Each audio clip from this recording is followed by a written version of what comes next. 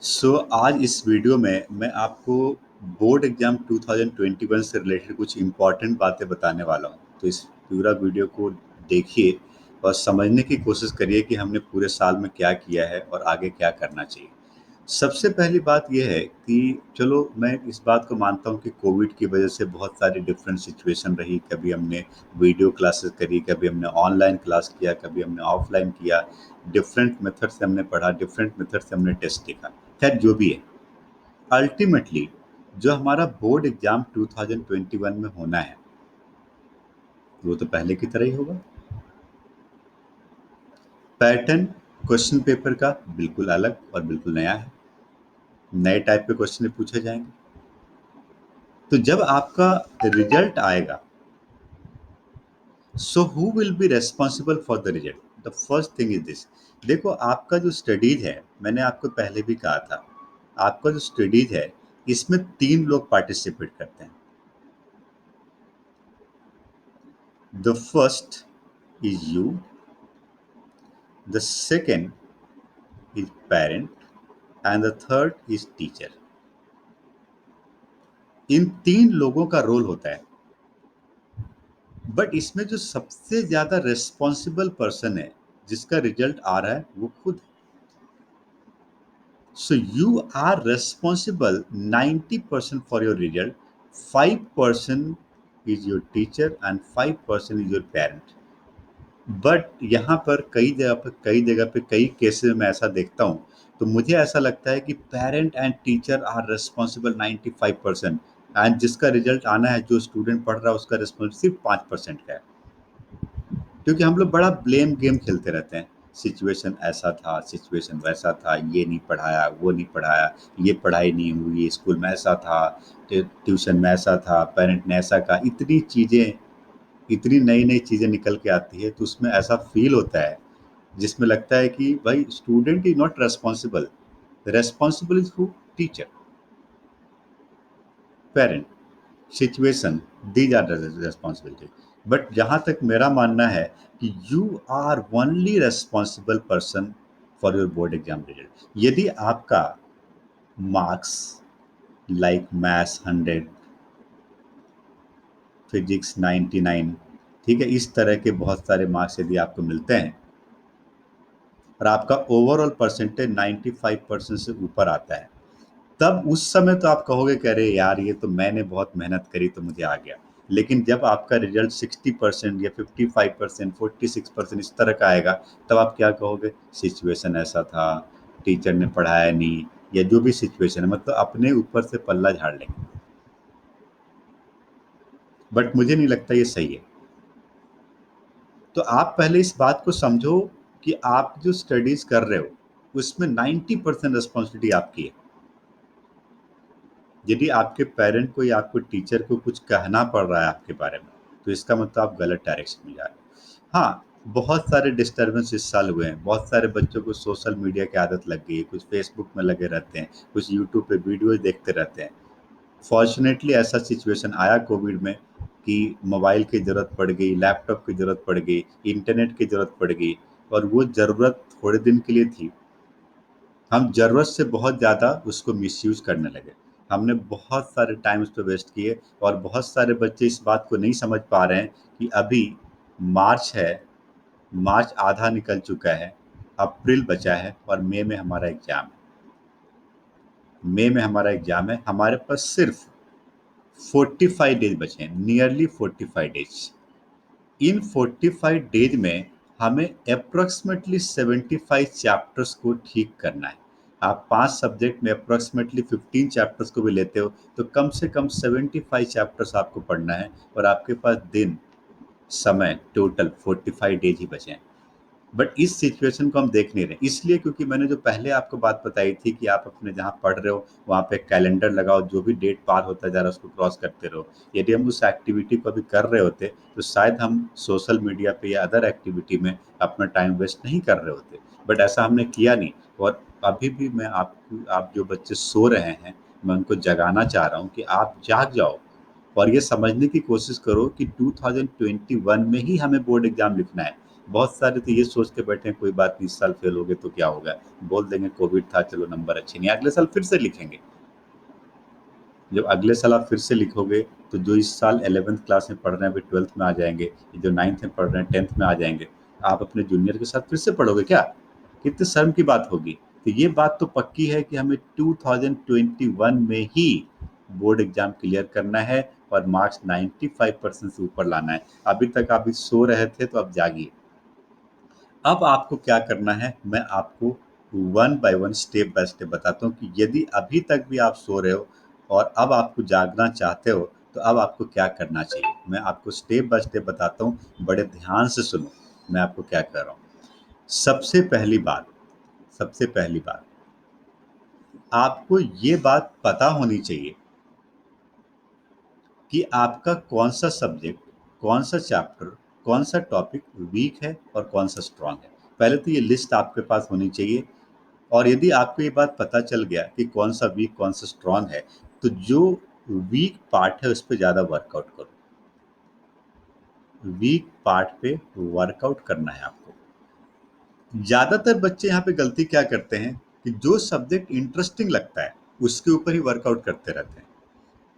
जो सब्जेक्ट में मजा आ रहा है उस काम को ज्यादा अच्छा करते हो, मजा आ रहा है चलो, बट मजा नहीं लेना है। हमें जो वीक पार्ट है उसको स्ट्रांग इसलिए करना है क्योंकि यदि आप 5 सब्जेक्ट के एग्जाम्स को लिखते हो, आप physics, chemistry, maths, biology, computer science वाले कंप्यूटर साइंस लिखेंगे, इंग्लिश, आप यदि 5 सब्जेक्ट का एग्जाम लिखते हो और फॉर्चुनेटली आप 4 सब्जेक्ट में एबव 95 लाते हो, मान लो 4 सब्जेक्ट में आप 95 या एबव लाते हो, एक सब्जेक्ट में आप 80 लाते हो, तो क्या फायदा हुआ इन मेहनत को करने का? कुछ फायदा हुआ? कुछ फायदा नहीं, क्योंकि ओवरऑल परसेंटेज बहुत नीचे चला गया। तो मुझे सबसे पहले सब्जेक्ट्स को बैलेंस करना है। जो सब्जेक्ट बहुत अच्छा चल रहा है उस पे मेहनत थोड़ी कम करो। जो सब्जेक्ट बहुत ठीक नहीं चल रहा है, जिसमें 50%, 20%, 30% पार्ट बहुत वीक चल रहा है, उसको पहले स्ट्रांग करो, उसके ऊपर पहले वर्कआउट करो। वर्कआउट करने का मतलब उन चैप्टर्स को पूरा दोबारा पढ़ो, उसके ऊपर प्रैक्टिस करो, क्वेश्चन लिखने का प्रैक्टिस करो, long answer question, short answer question, जितने भी टाइप के क्वेश्चन है उसके ऊपर वर्क प्रैक्टिस करिए। एनसीईआरटी प्रॉब्लम को जरूर कंप्लीट करिए, असाइनमेंट्स को पूरा कंप्लीट करिए, ठीक है जी। और उसके बाद प्रीवियस ईयर क्वेश्चन, जो सबसे इंपॉर्टेंट बात है, पिछले 5 साल का क्वेश्चन आपको जरूर कंप्लीट करना है, ठीक है। ये तो आपको करना है। जैसे आपने वीक पार्ट पे वर्कआउट कर दिया और अब आपको लगता है कि आपका ये सब्जेक्ट ठीक हो चुका है, अब आपको ज़्यादा से ज़्यादा, ज़्यादा से ज़्यादा फुल सिलेबस टेस्ट लिखना है, एफएलटी लिखना है, ज़्यादा से ज़्यादा। जितना एफएलटी आप लिखोगे उतना बेटर रिजल्ट होगा। मैं आपको 45 डेज पहले ये बात इसलिए कह रहा हूँ क्योंकि अब हमारे पास समय कम है और हमें कम से कम 15 टू 20 एफएलटीज खुद से लिखना है सेल्फ प्रैक्टिस के लिए। मैंने आपको टेस्ट शेड्यूल दिया है जिसमें कई फुल लेंथ टेस्ट हैं, बट फिर भी आपको मैंने एक सैम्पल पेपर भी दिया है। सैम्पल पेपर नहीं है तो सैम्पल पेपर लो, सैम्पल पेपर परचेज करो और न्यू पैटर्न के ऊपर कम से कम 15 टू 20 सैम्पल पेपर आपको प्रैक्टिस करना। आप एक शेड्यूल बनाइए, मेक द शेड्यूल कि एवरी वीक में कम से कम 2 फुल सिलेबस टेस्ट लिखेंगे और उसको 150 मिनट्स के अंदर कंप्लीट करने का ट्राई करेंगे। We should try to complete our full syllabus test in within 150 minutes. तभी हम बोर्ड एग्जाम में 100, 99 या 95 से ऊपर एक्सपेक्ट कर सकते हैं। इसकी प्रैक्टिस आपको करनी पड़ेगी और यहाँ से आप टाइम मैनेजमेंट बेटर सीख पाओगे। जैसे ही आपने फर्स्ट फुल एंड टेस्ट लिखा, आपको ये बात पता चल जाएगी कि हमारा वीक पॉइंट क्या है, कौन सा टॉपिक, कौन सा चैप्टर्स में हम फंस रहे थे। उन चैप्टर्स को दोबारा इम्प्रूव करेंगे, जहाँ जहाँ पे प्रॉब्लम आ रही थी उसको वर्कआउट करेंगे, उसका लिस्ट बनाएंगे, उसको दोबारा इम्प्रूव करेंगे, दूसरा एफएलटी लिखेंगे। जब दूसरा एफएलटी लिखेंगे तो कुछ और सामने निकल के आएगी कि नहीं, अब ये नहीं, ये वीक पार्ट है, यहाँ पे हम फंस रहे थे, तो इन पार्ट को फिर से स्ट्रांग करेंगे, इन क्वेश्चन को फिर से करेंगे, फिर हम तीसरा एफएलटी लिखेंगे।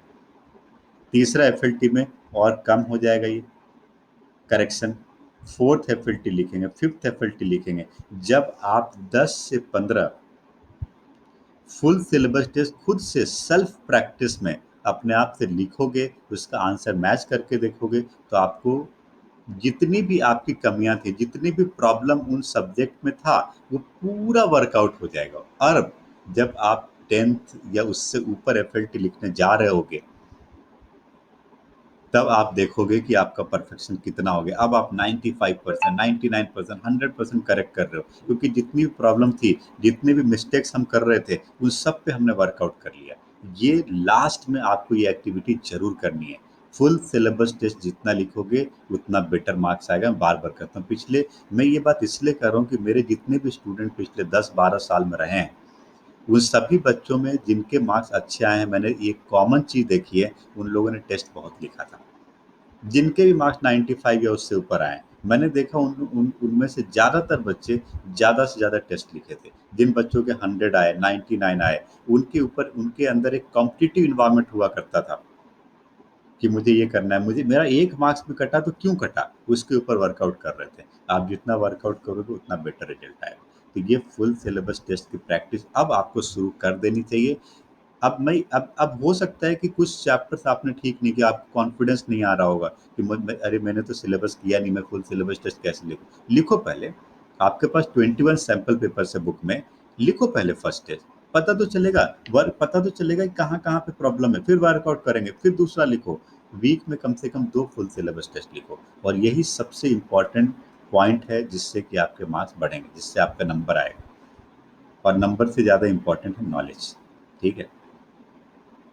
मैंने आपको पहले ही कहा था, you are only the responsible person. कोई फर्क नहीं पड़ता टीचर क्या कह रहा है, कोई फर्क नहीं पड़ता पेरेंट्स क्या कह रहे हैं। हम सेल्फ मोटिवेटेड, सेल्फ इंस्पायर्ड होने चाहिए अपने ऑब्जेक्टिव को लेकर के, तभी हम इस चीज़ को कर पाएंगे।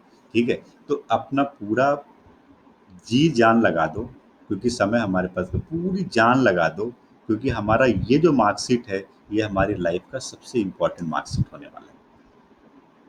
बहुत सारे बच्चे ये रोना रोते रहेंगे कि हमारा कोविड था और हम नहीं पढ़ पाए, इस वजह से नंबर नहीं आए, लेकिन हम उनमें से नहीं हैं। हम ला करके दिखाएंगे 97.8%, 98.2%, 99.4% ओवरऑल ला करके दिखाएंगे, और प्रूफ कर देंगे कि सिचुएशन से कोई फर्क नहीं पड़ता। हमें करना था, हमने कर दिया। हाँ, जहाँ पर हमारी ज़रूरत आपको पड़ती है, जहाँ पे हमारी ज़रूरत है, team equal sign is always dedicated for you. आपको मैथ्स में, फिजिक्स में, केमिस्ट्री में, बायोलॉजी में, किसी भी सब्जेक्ट में प्रॉब्लम आ रही है, आप उस टीचर से कंसल्ट करो, कॉल करो, व्हाट्सएप करो, मैसेजेस करो, टाइम लेकर के आ जाओ। ज़्यादा डाउट है तो आप टीचर के पीछे लगना है, टीचर आपके पीछे नहीं लगना चाहिए। टीचर कितने बच्चों के पीछे लगेगा? आपको टीचर के पीछे लगना। आपको कहीं लग रहा है कि मुझे इनकी ज़रूरत है, मुझे सर से कुछ हेल्प चाहिए, तो मेरा थोड़ा ये चैप्टर ठीक हो जाएगा, आप मुझे बताइए। आप कॉल करिए, व्हाट्सएप करिए, बताइए मुझे क्या प्रॉब्लम है। हमेशा हेल्प किया जाएगा आपको। छोटा मोटा डाउट है, फ़ोन पे पूछ लो, व्हाट्सएप पे पूछ लो। ज़्यादा बड़ा डाउट है, कोई चैप्टर समझ नहीं आ रहा, टाइम ले लो, टाइम लेकर के आ जाओ, पढ़ लो थोड़ा, कोई प्रॉब्लम नहीं। सो ये जो 5% गाइड करने का काम है, इसके लिए हम हमेशा आपके साथ हैं। इसमें कमी नहीं होगी। जहाँ पे ज़रूरत पड़े आप पूछिए। बट मार्क्स आना चाहिए, पढ़ना आपको ही है। You must be the responsible.